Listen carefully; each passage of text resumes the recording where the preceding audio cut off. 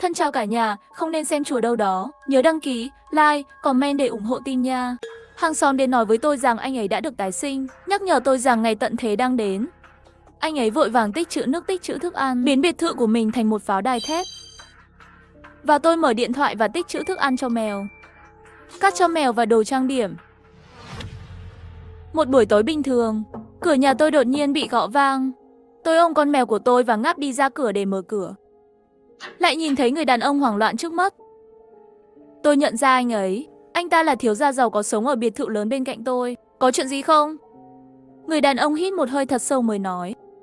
Miêu Hải Tinh, chắc chắn cô không tin đâu, tôi đã được tái sinh rồi. 1 tháng sau, dịch bệnh zombie sẽ bùng phát. Đến lúc đó cả đất nước sẽ sụp đổ. Cô nhanh chóng đi chuẩn bị đi tích trữ vật tư đi. Tôi im lặng một lát.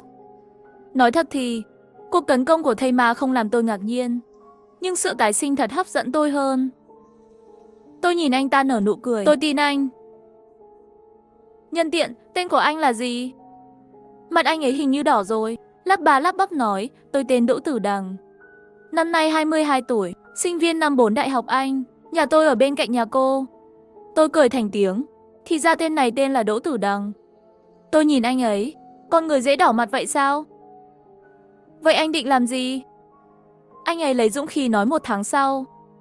Zombie hoành hành. Tôi định tiêu tiền để người ta biến biệt thự thành pháo đài chiến đấu. Hai nhà chúng ta là hàng xóm, cho nên tôi muốn hỏi cô một chút. Cô muốn mở một đường hầm không? Nếu lũ thây ma tấn công nhà cô có thể đến nhà tôi qua lối đi. Chi tiền xây pháo đài chiến đấu. Sau đó mở một đường hầm đến nhà tôi. Mặc dù tôi không phải là con người, tôi cũng nhìn anh ấy nhiều hơn. Con trai, hormone nam cũng mạnh đó. Sao anh lại nghĩ bọn chúng sẽ tấn công nhà tôi? Kiếp trước, sau khi thây ma tấn công khu phố của chúng đã tấn công nhà cô. Miêu Hải Tinh, kiếp trước tôi không cứu được cô. Luôn cảm thấy tiếc nuối. Lần này có cơ hội tôi nhất định phải cứu cô. Tôi cười nhẹ nhàng, được rồi. Đỗ thiếu gia, sau khi bạn xây dựng xong nhà của anh, chỉ cần đào một đường hầm qua nhà tôi thôi. Hai mắt Đỗ Tử Đằng sáng lên. Được rồi, Miêu Hải Tinh, cảm ơn cô đã tin tưởng. Sau khi anh ấy đi, tôi nằm lười biếng trên ghế sofa. Zombie là một loại sinh vật thấp kém bẩn thỉu, xấu xí. Là vua xác sống như tôi, rất khinh thường sự tồn tại của sinh vật này. Vua thây ma chúng tôi thường thích ăn thịt bò tươi, tắm dưới ánh mặt trời ấm áp, ngủ khăn trải giường sạch sẽ, sống một cuộc sống nhàn nhã. Chúng tôi không thích đối phó với xác sống cấp thấp. Tôi không tin lắm vào sự diệt vong do zombie. Khó là do vua thây ma làm. Tôi thích tin rằng con người tự làm điều đó hơn. Nhưng chuyện này không liên quan gì đến tôi. Nhưng Đỗ Tử Đằng nói muốn tích trữ hàng lại nhắc nhở tôi. Khi virus bùng phát, xã hội sẽ bị tê liệt. Tôi đã quen với cuộc sống thoải mái này rồi. Chắc chắn cũng phải tích trữ hàng. Cũng may vẫn còn 1 tháng nữa, mua sắm hay gì cũng không khó đâu. Vì vậy, tôi bắt đầu lướt điện thoại di động. Nói đi cũng phải nói lại, con người, sinh vật này rất biết tận hưởng cuộc sống. Mua sắm trực tuyến mỗi ngày là đủ để tôi cảm thấy hạnh phúc. Khi nhận được hàng, còn có thể để tôi hưởng thụ hạnh phúc lần thứ hai. Lướt trên điện thoại. Trước tiên tôi đã đặt hàng rất nhiều cát mèo cho mèo của tôi, thức ăn cho mèo, đồ ăn khô cho mèo. Sau đó tôi tiện tay mua một đống giấy vệ sinh, bàn chải đánh răng, khăn tắm, dầu gội đầu. Tôi thích quần áo đẹp. Nếu trong thời kỳ zombie không thể giữ được vẻ đẹp của tôi, vậy thì không ổn đâu. Vì vậy, tôi đã mua một đống quần áo và đồ trang điểm. Con mèo của tôi dán lại chỗ tôi, liếm ngón tay sơn móng tay của tôi. À đúng rồi, phải tích trữ chút sơn móng tay mới được. Nhìn điện thoại đến mệt mỏi, còn gì chưa mua nữa, đợi ngày mai mua tiếp đi. Thế là tôi về phòng tắm nước nóng thoải mái. Ngày hôm sau tôi nhìn thấy biệt thự bên cạnh của Đỗ Tử Đằng đã bắt đầu lắp đặt mặt tiền bằng thép và bắt đầu lắp đặt lưới điện. Công trình khổng lồ này, nó làm tôi thấy lóa mắt. Tôi không vội vàng lướt xem điện thoại, tiếp tục mua sắm điên cuồng. Tôi đã đặt hàng chục tủ lạnh lớn, mua mấy thùng thịt bò định đông lạnh vào tủ lạnh. Tôi đã mua thêm 1000 chai rượu vang đỏ mà tôi thích uống, định để vào hầm rượu, để ngăn mèo nhà bị bệnh. Tôi đã đặt hàng theo lô trực tiếp trên mạng. Tất cả các loại thuốc cho người và thuốc thú y. Vô tình lướt vào trang hạt giống. Tôi cũng đặt hàng rất nhiều hạt giống trái cây và rau quả và hạt giống của hoa. Cảm giác điện thoại dùng hơi lắc rồi. Đột nhiên nhớ đến nếu zombie ập đến, điện thoại cũng có khả năng bị hỏng. Vì vậy, tôi đã đặt hàng thêm 100 cái điện thoại di động và hàng chục laptop. Mua xong những thứ này rồi, tôi đã tìm một chuyên gia trên mạng. Lắp đặt tấm năng lượng mặt trời và quạt gió lên nhà tôi. Tôi còn mua mấy máy phát điện chạy bằng nhiên liệu, máy phát điện nhân lực và các loại máy phát điện khác. Và xăng. Cuối cùng tôi nhìn một cái, tôi lấy căn biệt thự 3.000 mét vuông, vừa vuốt ve bé mèo của tôi, vừa nói Tiểu Ngân à. Ta đem một nửa chỗ ở đây, tạo ra một hệ sinh thái độc lập. Được không? Ngay cả khi nguồn nước và thực phẩm bên ngoài bị ô nhiễm, thì ngươi cũng vẫn có thể có cỏ mèo để Có nước ăn, sạch để uống, có cỏ đuôi mèo để chơi, được không? Con mèo trong vòng tay tôi meo meo vài tiếng. Nói là làm luôn, tôi đã ký hợp đồng dự án cho một công ty hệ sinh thái, có hệ thống đội ngũ chuyên nghiệp. Yêu cầu của tôi là không dựa vào nguồn nước bên ngoài, không khí bên ngoài, để 1.500 mét vuông ở đây, làm cho nó hoàn toàn khép kín, tạo thành hệ sinh thái độc lập. Tôi đưa nhiều tiền lắm, yêu cầu họ hoàn thành trong vòng nửa tháng. Không làm xong sẽ khiến họ phải trả một khoản tiền lớn. Nhóm sinh thái đồng ý ngay. Sau đó làm thêm giờ, làm việc cả ngày lẫn đêm. 3 ngày sau, vật tư cũng dần dần đến nơi. Đỗ Tử Đằng từ nhà bên cạnh chạy đến nhà tôi, nhìn nhà tôi chất đầy đồ dùng. Nói với tôi Miêu Hải Tinh, tôi nghĩ cô vẫn phải làm bức tường. Mấy thây ma đó rất lợi hại, sẽ bò vào cắn người đấy. Hàng xóm đến nói với tôi rằng anh ấy đã được tái sinh, nhắc nhở tôi rằng ngày tận thế đang đến. Anh ấy vội vàng tích trữ nước và thức ăn, biến biệt thự của mình thành một pháo đài thép. Nhưng anh ấy lại không biết, thực ra tôi chính là vua thây ma, không sợ virus zombie và ngày tận thế. 3 ngày sau, vật tư cũng dần dần đến nơi. Đỗ Tử Đằng từ nhà bên cạnh chạy đến nhà tôi, nhìn nhà tôi chất đầy đồ dùng. Nói với tôi Miêu Hải Tinh, tôi nghĩ cô vẫn phải làm bức tường. Mấy thây ma đó rất lợi hại, sẽ bò vào và cắn người đấy. Tôi gật đầu. Đỗ Tử Đằng tiếp tục nói, hơn nữa cô không có nước thì không được. Đến lúc đó không khí và nước đều bị ô nhiễm, nước bên ngoài không uống được. Ít nhất cô phải tích trữ 2 phòng nước mới được. Tôi tiếp tục gật đầu. Anh ấy thấy nói cũng xong rồi, lại chạy về nhà mình. Tôi nhìn quanh nhà anh ấy. Toàn bộ ngôi nhà được bọc trong lớp da đồng dày, trông giống như một chiếc xe tăng. Trông thật an toàn. Tôi thu lại tầm nhìn. Tôi nhìn thấy một chiếc xe cây trước mắt. Tôi lập tức cười chào hỏi. Giúp tôi trồng lô cây này ngoài sân lớn. Trong số các loại cây này, lô đó trồng bên trong. Người công nhân cười nói với tôi bà chủ, làm cây xanh trong sân. Sân này của cô ít nhất cũng phải có 3 mẫu đất. Trồng toàn bộ phải phá hủy rất nhiều thứ ban đầu. Tôi cười nói sư phụ, anh có biết điều gì là quan trọng nhất không? Sinh thái là quan trọng nhất. Từ bên ngoài, trồng 3 vòng cây có khả năng lọc không khí mạnh. Vòng trong cùng trồng cây ăn trái tôi thích ăn. Sau đó tôi còn nhờ công nhân làm một mảnh đất ngập nước, trồng một ít cây để làm sạch không khí và cây làm sạch đất ở bên trong. Tôi thậm chí còn dựng một nhà kho, nuôi một ít gia cầm, nhưng nuôi gà và vịt bên ngoài nhà. Chắc trong quyết định bốc đồng của tôi, đây là quyết định sai lầm nhất, thật sự. Tiếng kêu của bọn chúng thật sự quá ồn ào. Thật là không phù hợp với tôi, một phụ nữ xinh đẹp với khí chất cao quý. Nhưng Tiểu Ngân nhà tôi lại rất vui. Thỉnh thoảng còn chạy đến chuồng gà vịt chơi với chúng. Quên đi, muốn ôn thì cứ ôn đi, tôi cũng không quan tâm đâu. Nửa tháng sau, cây cối đã được trồng xong, hệ sinh thái trong nhà cũng vậy. Tôi lập tức cảm thấy không khí tốt hơn nhiều. Cuộc sống cũng có cảm giác an toàn hơn.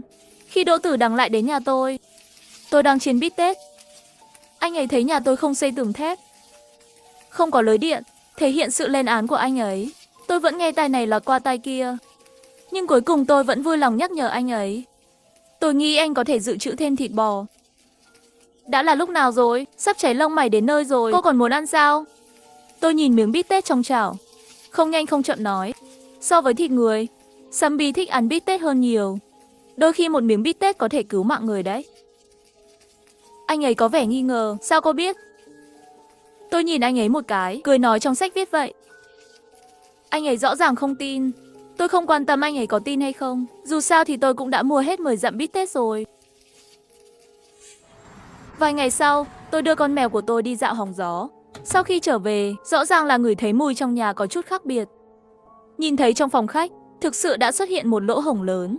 Tôi mới hiểu ra, Đỗ Tử Đằng rốt cuộc là đã đào một đường hầm đến nhà tôi. Tôi hiểu tên nhà giàu này là kiểu vừa có rượu ngon, vừa có người đẹp. Con mèo của tôi thấy không đúng. trực tiếp đến khu sinh thái. Tôi đã đi theo. Vừa đúng lúc nhìn thấy hai người, một nam một nữ. Người đàn ông là Đỗ Tử Đằng. Người phụ nữ dường như là em gái của Đỗ Tử Đằng, tên là Đỗ Kỳ Yên. Và lúc này đây, Đỗ Kỳ Yên đang dùng hóa chất rửa tay trong dòng sông nhỏ trong khu sinh thái của tôi. Anh trai, ở đây thật tốt. Có cả một hệ sinh thái. Cho dù bên ngoài bị ồng nhiễm cũng không sợ. Nhìn chằm chằm vào nước rửa tay chảy vào hệ sinh thái của tôi lạnh lùng nói. Các người đang làm gì vậy? Đỗ Tử Đằng nhìn thấy tôi, trên môi nở nụ cười. Miêu Hải Tinh, cô đã làm rất tốt ở đây. Ra ngoài cho tôi nhìn chằm chằm dòng nước, như thể đang nhìn chằm chằm vào nước rửa tay. Hải Tinh, sao thế? Hai nhà chúng ta đã thông nhau rồi. Đến lúc đó nếu gặp nguy hiểm, cô có thể đến nhà tôi. Nếu nhà chúng tôi thiếu trái cây tươi và rau quả, cũng có thể đến nhà cô. Điều đó không tốt sao? Tôi kiềm chế, còn xúc động muốn ném chúng ra ngoài. Cút đi, đừng để tôi lặp lại. Đi ra thì đi ra. Ai thèm chứ? Đỗ Kỳ Yên tức giận mà nói. Người gì vậy chứ? Mặt mũi lớn như ai đó không có nhiều tiền như cô vậy. Anh ơi, chúng ta về nhà cũng là một hệ sinh thái đi. Đỗ Tử Đằng ngăn cô ta nói tiếp. Miêu Hải Tinh, chúng tôi không mời mà tới. Là chúng tôi không lịch sự. Cô đừng giận. Nói xong liền kéo em gái anh ta rời đi. Sau khi họ đi, tôi nhanh chóng mang xô chậu đến. Những thứ làm ô nhiễm hệ sinh thái của tôi có thể vứt được bao nhiêu thì vứt bấy nhiêu. Sau khi làm xong lại nhanh chóng liên hệ với công nhân đến nhà. Đóng chặt đường hầm Đỗ Tử Đằng đã mở ra. Trước đây tôi có nói là tôi thích con người không nhỉ? Nếu tôi nói, tôi xin lỗi. Một số con người tôi thực sự thấy rất đáng ghét. Mấy ngày nay Đỗ Tử Đằng đã đến xin lỗi mấy lần rồi. Tôi đều từ chối gặp anh ta. Sau đó anh ấy đến ít hơn, tôi thấy được sạch sẽ hơn nhiều. Tôi nhìn vào lịch, hình như đã đến ngày Đỗ Tử Đằng dự đoán rồi, ngày mà thây ma bùng phát. Tôi bật tivi lên. Quả nhiên, tin tức bạo lực đã được phát trên tivi. Đường phố trung tâm thành phố Anh xuất hiện hiện tượng người cắn người, gây hoảng loạn xã hội. Lực lượng vũ trang đã ngăn chặn hành xáo bạo lực. Tin tức cho thấy mọi người đang chạy trốn trong hoảng loạn, dự trữ đồ ăn, cướp đồ ăn. Tôi đứng dậy nhìn mưa bên ngoài cửa sổ. Nước mưa này có mùi tanh hôi. Tôi không thích chút nào. Lúc này tiếng gõ cửa vang lên, là Đỗ Tử Đằng. Anh ta hỏi tôi đã xem tin tức chưa. Miêu Hải Tinh, cô có thấy không? Tôi thực sự được tái sinh. Tôi thấy rồi. Tôi gật đầu. Nhân loại trước mắt thật sự có chút điên cuồng.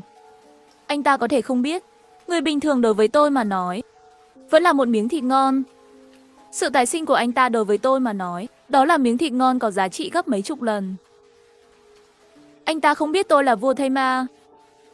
Thế giới này không chỉ có một cuộc khủng hoảng zombie. Và tôi là vua thây ma sinh ra trong cuộc khủng hoảng zombie đầu tiên. Nói cách khác, tôi là khởi nguồn, cũng chính là quý tộc của quý tộc trong giới thây ma. Đỗ Tử Đằng tiếp tục nói, đừng sợ. Cô đóng chặt cửa ra vào và cửa sổ ở nhà, trốn cho kỹ. Đến lúc thật sự nguy hiểm, tôi nhất định sẽ tìm cách cứu cô. Tôi gật đầu, nói một tiếng, được. Hàng xóm đến nói với tôi rằng anh ấy đã được tái sinh, nhắc nhở tôi rằng tận thế đang đến. Anh ấy vội vàng tích trữ nước và thức ăn, biến biệt thự của mình thành một pháo đài thép. Nhưng anh ta lại không biết, thực ra tôi chính là vua thây ma, không sợ virus zombie hay ngày tận thế. Không bao lâu sau, đám zombie của Nhiên đã tấn công rồi. Khu biệt thự gần tôi đã bị nhiễm bệnh. Người dân trở thành xác chết biết đi. Pháo đài bên cạnh của Đỗ Tử Đằng đã có tác dụng. Zombie không vào được. Tôi đoán anh ấy và em gái anh ấy hiện tại vẫn sống rất vui vẻ. Tôi thì khác. Tôn Ngộ không nói trong vòng tròn là an toàn. Vậy nên tôi đã vẽ một vòng tròn phép bên ngoài sân lớn của tôi. Đám xác chết nhỏ kinh tởm đều không dám vào. Hôm nay mưa cuối cùng cũng tạnh. Mưa hôi thối làm ô nhiễm nước và không khí. Trên TV, tin tức đã kêu gọi mọi người ở nhà đừng ra ngoài. Tôi nhìn pháo đài bên cạnh, nghĩ về một vấn đề. Nước đọng có thể lưu trữ được bao lâu? Thời hạn sử dụng của nước đóng chai chỉ có 1 đến 3 tháng. Vậy họ sẽ làm gì sau 3 tháng? Bỏ đi, dù sao cũng không phải việc của tôi. Lúc này, tôi nghe thấy tiếng meo meo của Tiểu Ngân từ trong sân truyền đến. Tôi ra ngoài kiểm tra, phát hiện thấy Tiểu Ngân tìm được cái gì đó. Một con chó sắp chết. Tôi nhìn Tiểu Ngân nói, Tiểu Ngân, nhà chúng ta có một con mèo là lông đủ nhiều rồi. Tôi không muốn nuôi một con chó nữa. Tôi không thích nhặt đồ về nhà. Được rồi, Tiểu Ngân là gia đình của tôi. Tôi tôn trọng mong muốn của nó. Tôi tắm cho chó xong, sau khi cho nó ăn thuốc thú y, tinh thần của Nhiên tốt hơn rồi. Đặt tên cho chó con đi. Sau này người sẽ tên là anh Kim. Chó con kêu vài tiếng. Tôi không hiểu tiếng chó, nhưng tôi nghĩ nó đang cảm ơn. Thật sự là mệt chết, một con mèo và một con chó. Tôi không muốn làm nhiều việc nhà. Tôi cảm thấy tôi thiếu một cái xẻng nữa thôi. 3 tháng trôi qua, trên đường phố đã đầy những thây ma lang thang. Tôi cũng không biết cuộc khủng hoảng zombie lần này khi nào mới có thể đi qua, hoặc là vĩnh viễn cũng không qua được, cũng không nhất định. Tôi dựa vào ghế sofa và vuốt ve mèo. Con chó nằm dưới chân tôi rất ngoan ngoãn. Là vua thây ma, thính giác và sức mạnh của tôi vượt xa người thường. Có thể dễ dàng quan sát tình hình gần đây của anh em Đỗ Tử Đằng nhà bên cạnh. Anh ơi, mùi vị của nước đã thay đổi rồi. Em tìm thấy côn trùng trong nước này. Tôi nghe thấy Đỗ Kỳ Yên như nước chảy ra. Tôi dừng tay xoa con mèo lại. Nước có côn trùng cũng tốt hơn nước bên ngoài. Không phải sao? Anh Yên, tại sao em lại đổ nước đi? Xử lý còn có thể uống mà. Anh ơi, gạo cũng bị sâu rồi. Em xem ngày sản xuất mì gói chúng ta mua. Vài ngày nữa cũng sẽ hết hạn.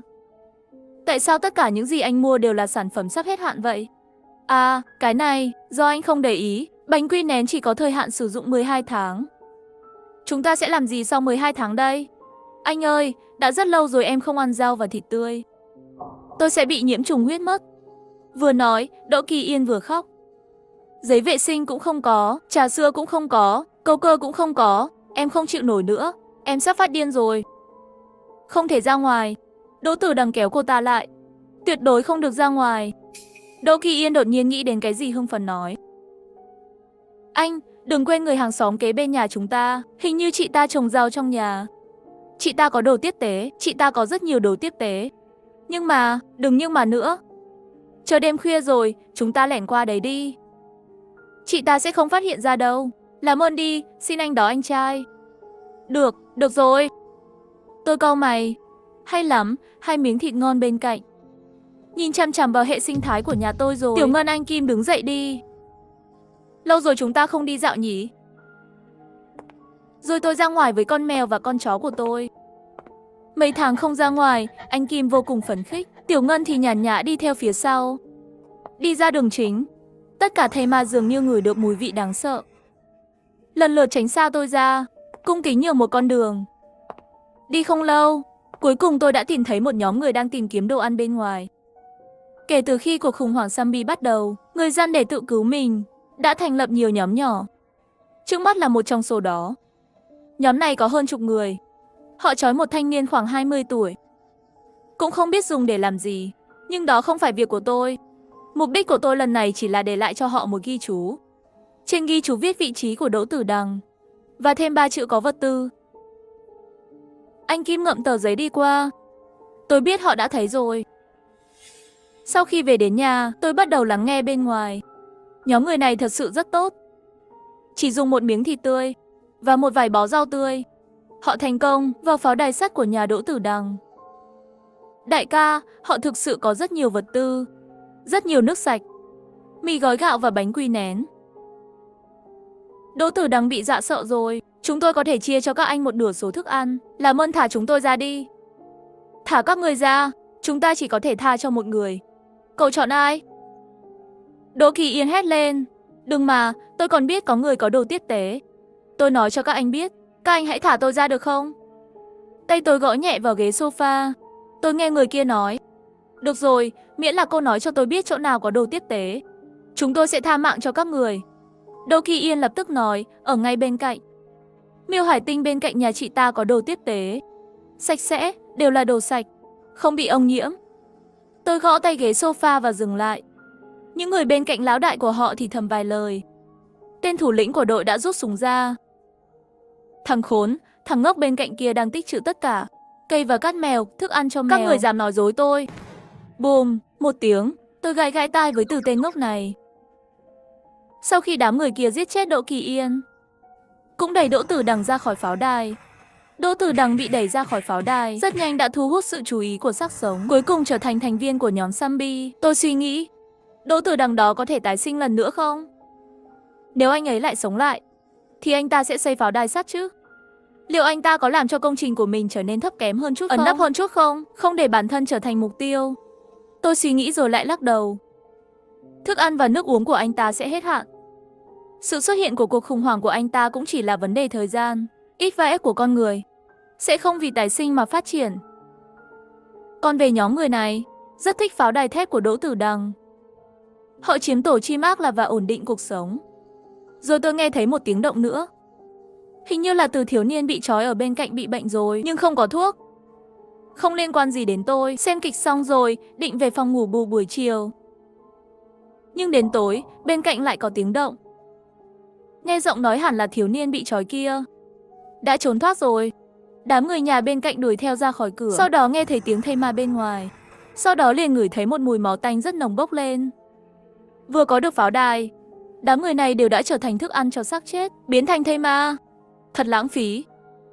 Tôi vừa định quay về phòng, tôi ngửi thấy mùi của thiếu niên sợ hãi duy nhất còn sống. Tiến vào vòng tròn phép tôi đã vẽ. Hàng xóm đến nói với tôi rằng anh ấy đã được tái sinh, nhắc nhở tôi rằng ngày tận thế đang đến. Anh ta vội vàng tích trữ nước, tích trữ thức ăn, biến biệt thự của mình thành một pháo đài thép. Nhưng anh ta lại không biết, thực ra tôi chính là vua thây ma, không sợ virus zombie hay ngày tận thế. Cậu thiếu niên bị trói ấy, vậy mà lại vào được trong vòng tròn tôi vẽ. Người này rất cẩn thận. Sau khi cậu ta bước vào vòng tròn, cậu ta không đi sâu nữa. Tôi ngạc nhiên khi cậu ta biết nơi này an toàn. Anh Kim đột nhiên rất phấn khích, chạy ra khỏi sân. Tôi đành phải đi theo. Chỉ thấy anh Kim hạnh phúc lao vào vòng tay của một thiếu niên. Tiểu bối, sao mày lại ở đây? Tôi không hài lòng nói. Tên nó là anh Kim, là chó của tôi. Thiếu niên nhìn thấy tôi cảnh giác hỏi, cô là ai? Tôi nhìn cậu ta. Đúng là thiếu niên vừa bị bắt cóc, đúng vậy. Chắc hẳn cậu ta đã biết ở chỗ tôi an toàn rồi bỏ chạy. Sau khi đưa mời mấy người đó vào nhóm thây ma, tự chạy trốn đến chỗ tôi. Có nên khen cậu thông minh không? Tôi hỏi lại. Thiếu niên có tên là Lâm Vãn. Họ Lâm. Không biết tại sao lại có cảm giác quen thuộc không thể giải thích được. Và đôi mắt đẹp của cậu ta, tôi luôn cảm thấy mình đã thấy nó ở đâu đó trước đây. Quay về thực tại, tôi đã phát hiện con chó của tôi đang liếm cậu ta rất vui vẻ. Tôi tuyệt đối không thừa nhận anh Kim là chó của Lâm Vãn. Tôi cũng không bao giờ đồng ý. Tôi nuôi anh Kim 3 tháng, nó lại đi theo Lâm Vãn, cho nên cuối cùng vẫn là tôi nhượng bộ.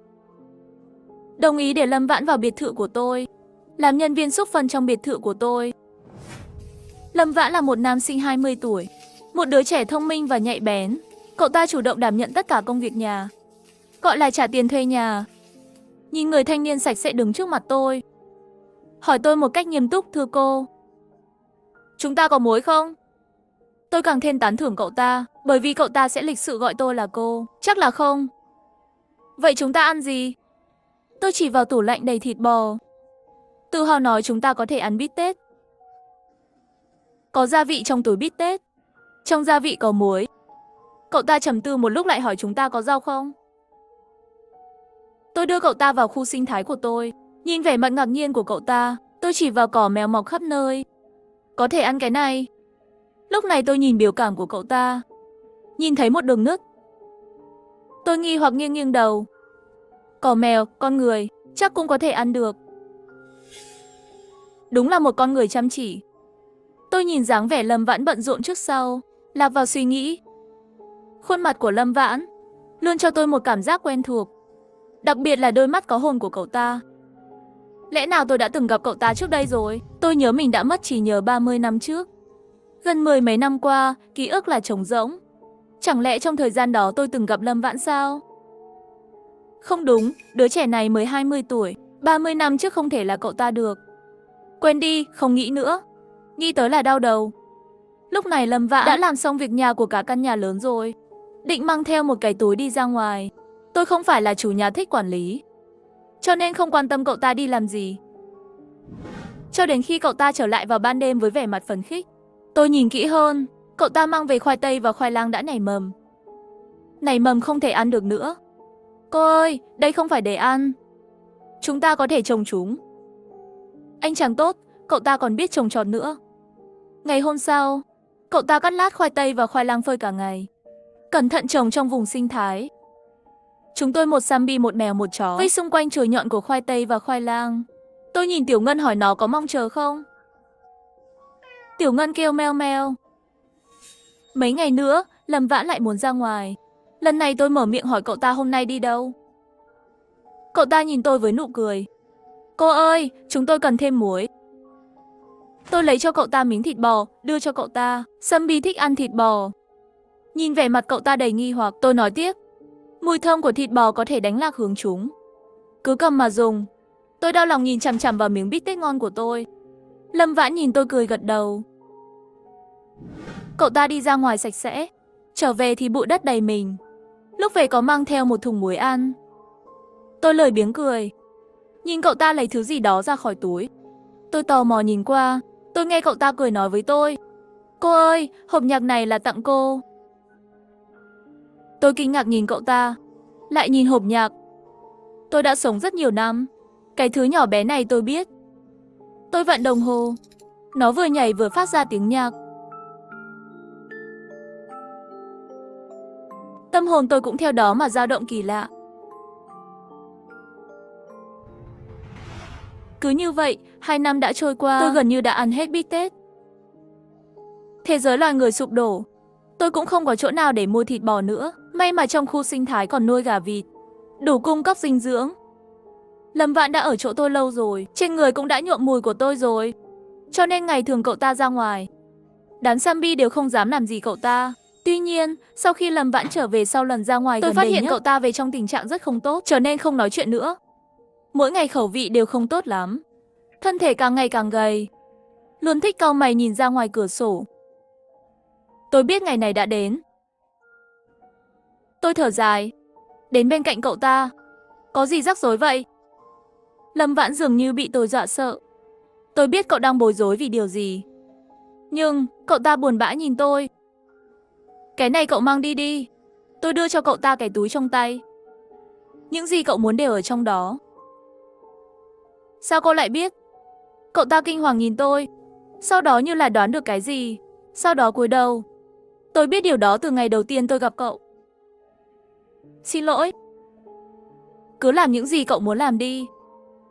Lâm Vãn im lặng nhìn tôi hồi lâu, mới mở miệng nói tiểu thư. Cảm ơn cô, và cậu ta đã đi ra ngoài với cái túi. Sau khi Lâm Vãn ra ngoài lần này, đã nhiều ngày rồi không về.